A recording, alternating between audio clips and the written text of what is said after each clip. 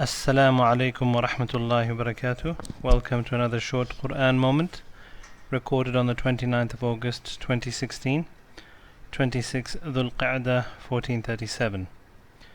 We're continuing with our journey through Surah Al-Baqarah. A'udhu billahi minash shaitanir rajeem. Now I'll read to the second point.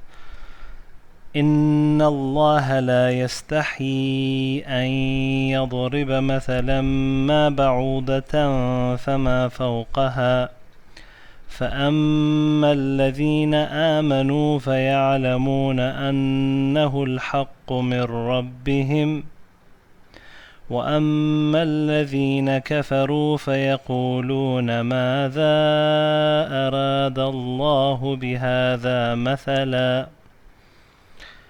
So today we're just going to we've covered this bit in the blue. Inna Allah la yastahi, indeed Allah is not timid. An yadriba, to present an example. Mathalan ma, any example. Ba'udah, that of a mosquito. Fama fawqaha, or that which is greater than it, above it, or greater than it in its size, i.e. in its smallness. And we talked about that yesterday.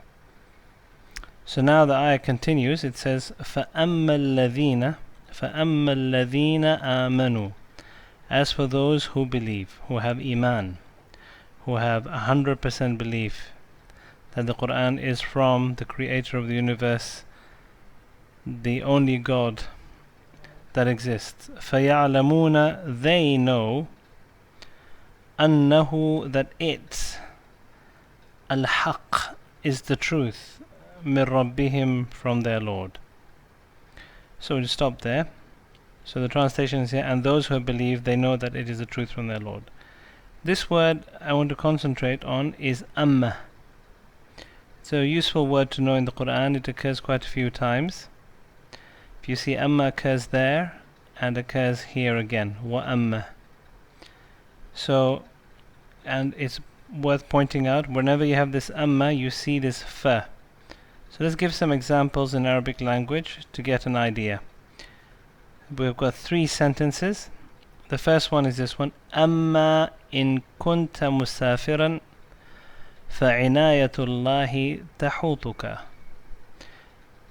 Here أما is almost being used as a shart, as a if. If أما, but it's introducing the shart here, that's in. This in actually means if, but it's used in that context.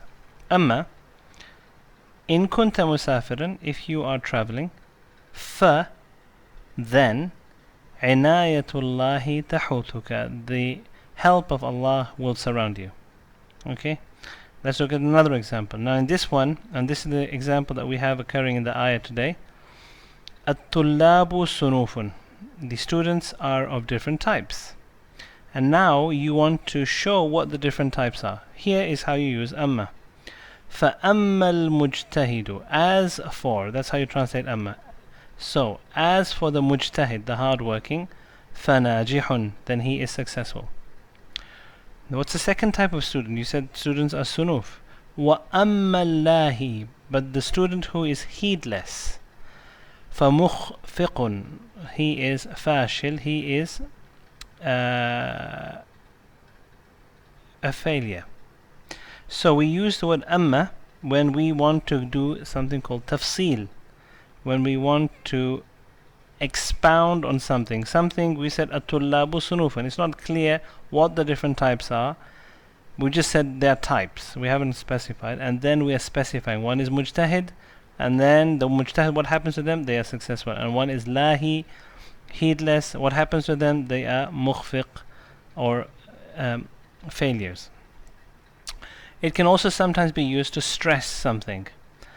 We could say the sentence Zaydun dhahibun. Zayd is going. But if we want to stress amma Zaydun, as for Zayd, fadhahibun, then he is going. So in all these 3 examples, you notice that there is an amma and then there's a fa.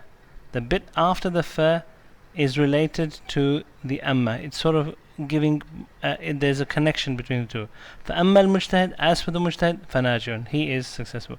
فَأَمَّا اللَّهِ فَمُخْفِقٌ, أما إن كنت مسافر فإناية الله تحوط. Now let's go back to the ayah and hunt for these two clues. So we have فأما.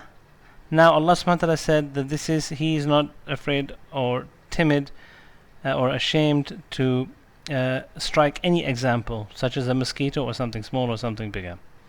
Now, how do people respond to this? And these are the types. This amma is introducing the different types of people and their responses. The first response, فَأَمَّا, who are the first people? الَّذِينَ آمَنُوا, the people who believe. What is their response? fa. So this fa is connected to this amma, just like we saw in those previous sentences. فَأَمَّا الَّذِينَ آمَنُوا, what happens to them? فَيَعْلَمُونَ أَنَّهُ الْحَقُّ مِنْ رَبِّهِمْ, they know it is the truth from their Lord.